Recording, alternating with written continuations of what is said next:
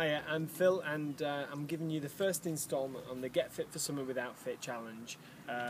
Okay, so as you may have already realised, the first session is about endurance. Okay, you've got a couple of different options with all the exercises, so don't worry about it being out of your comfort zone. You're in control and you're deciding exactly which movement and how hard you're going to be pushing yourself. Okay, in terms of equipment, you don't actually need any equipment for the first session, but there are a couple of optional bits and pieces that if you've got them, great, use them. If not, we can get around. First thing, bottle of water. Always when exercising, absolutely, especially in this temperature because it's roasting. So anything to put water in, if it's not a bottle, a glass, a jug, whatever. Second thing, something to measure time with. A simple stopwatch if you've got one. A little clock face that you can look at, a digital display, whatever. If you have got a smartphone, there's a really good app called Boxing Timer, and it's very cheap and very simple to use. You can measure the time that you're going to spend exercising and also put in the rest time, and it just gives you a little alarm bell to keep you on track. So very good if you've got it, but don't worry if not. Finally, two bits and pieces. We're going to use 2 cones. We need something to mark a little bit of space out. If you haven't got cones, use jars, use plant pots, use pebbles, rocks, anything that you can use to mark 2 clear points. Finally, a skipping rope. If you haven't got a skipping rope, that's absolutely fine. Don't worry about going and buying one. We can get around it. Okay, so today's circuit, it's about endurance, as we've already said. Okay, we've got 5 exercises. We're going to be doing the circuit of 5 exercises through 4, 5 or 6 times through. That completely depends on how much you want to push yourself, how you're finding it. What I'd say is just start it and then decide how many times you're going to actually work through it. Okay, so the first exercise that you're going to be doing is skipping. Okay, obviously if you've got a rope, just nice and gentle, not a sprint skip, just really steady, jumping through. Okay, if you haven't got a rope, I just want you to do shadow skipping. Just pretend you've got a rope. For each of the exercises, you're going to be working for 45 seconds with 15 seconds rest in between. Okay, so those are your 2 options, skipping with a rope or just shadow skipping without. Nice and steady, as I say, not sprinting. The second exercise that you're doing is a mountain climber.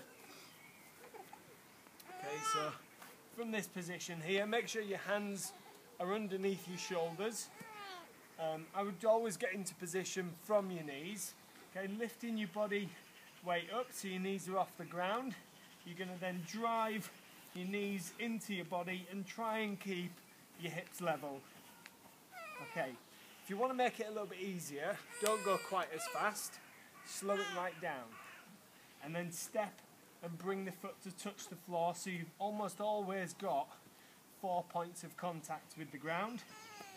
Okay, if you want to make it a little bit more intense,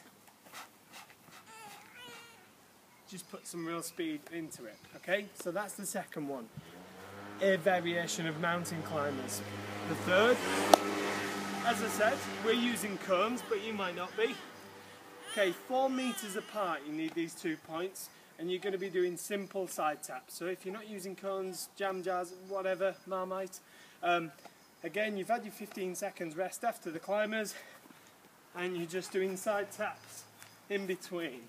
Make sure that you're working side to side and you're not sort of running and turning around, okay? Obviously, to make it easy, slow it down. Make sure you do stand up in between, and to make it more explosive, get a real jump out in between each tap. Okay, that's exercise number 3. Moving on to exercise number 4. It's a variation of skaters. Okay, so a very simple version is just going to be standing onto one leg and reaching down with the opposite hand, and then stepping onto the other leg and reaching down. So that's a nice gentle option. Again, 45 seconds. If you want to make it more intense, just put a bit of a jump in between and to make it even harder, really reach across and take your fingertips as far to the outside of the foot as you possibly can. That's exercise number 4. The 5th and final exercise is a hand step up. Okay, so again, from this position here, the gentle option, keep your knees and your toes on the ground at all times, and you're just going to step onto your forearms and then back onto your hands. Again, hands underneath shoulders. Okay, try and alternate the leading arm.